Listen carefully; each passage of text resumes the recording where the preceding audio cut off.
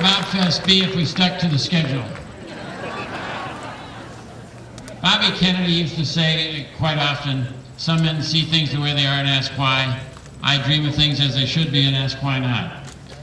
The next speaker needs no introduction because he has done more than any non-elected official to change this country for the better. Please welcome Ralph Nader.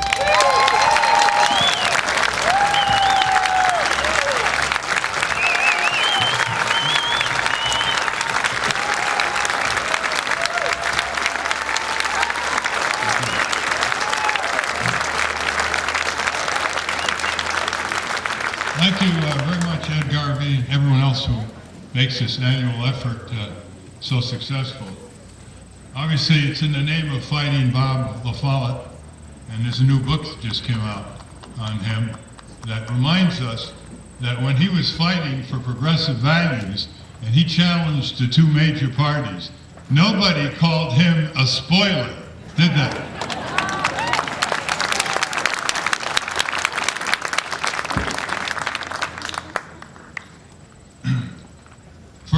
A number of years in Washington, we're working to get through the motor vehicle safety laws and environmental laws and some of the labor safety laws, EPA, OSHA, Freedom of Information Act. The doors were open to at least give the citizen groups a hearing. You could get a congressional hearing, you could file a petition to get a safer automobile standard or a clean air standard or a drinking water standard or a food and drug standard, and you'd get a response from the agencies. You wouldn't win all the time, but you'd get a response. And then around 1979-80, the doors started closing. And under the last year, the Carter administration, with the oil prices going up, the Democrats freaked out. And they began to deregulate natural gas prices and run for cover. And then, of course, Reagan won that election. And into the 80s, all those citizen groups that you send your $25 and $50 to, the Sierra Club, and ACLU, and Public Citizen, and Common Cause, and Friends of the Earth, and labor groups, prison reform groups, migrant workers groups, they began to see those doors close.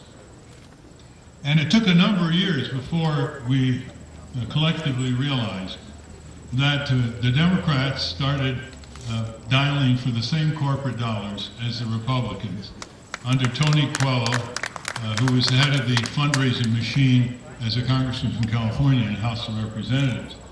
And they would start going to these political action committee meetings and suppers and start collecting money from these PACs in return for promising that they would do this or they would not do that in Congress for these corporate interests.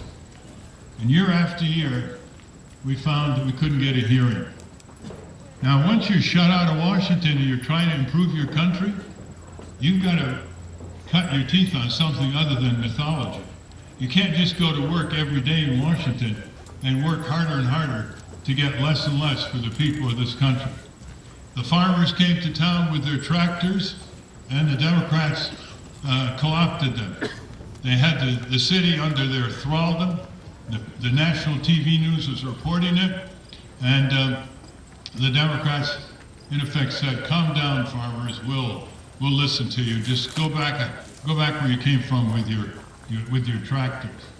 Again and again, the Democratic Party has proved that where it doesn't co-opt progressive movements or undermine them or actually marginalize them, they do worse. They become more and more like Republicans. And by becoming more and more like Republicans, they're not winning many elections, are they? We have Mondale and Dukakis, and Perot saved Clinton, and then we had Gore, who I think won the election, but it was stolen from him in Florida in so many ways to the Supreme Court. 5 politicians in the Supreme Court. And then Kerry was supposed to win over this criminal recidivist in the White House, the most impeachable president in American history.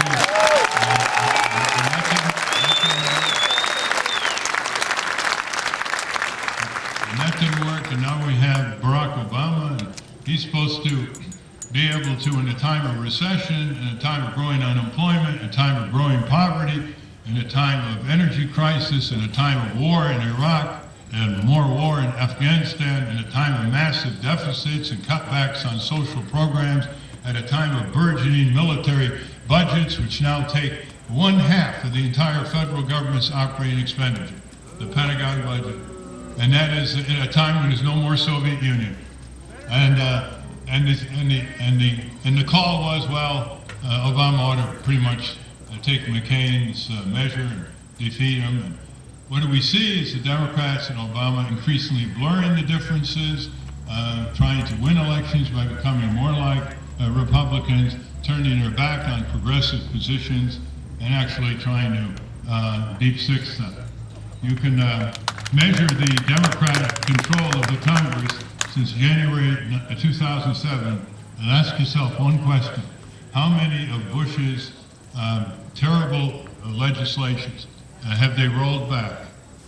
And how many have they even tried to roll back? And did they even try to initiate impeachment proceedings? No. Nothing. Nothing.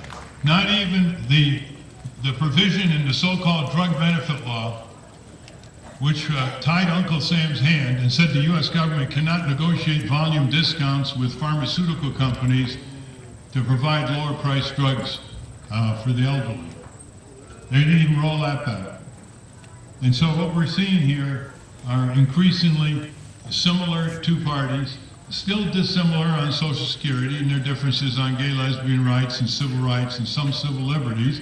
But remember, there's only one senator in the United States Senate who voted against that Patriot Act, and it was Senator Fargo from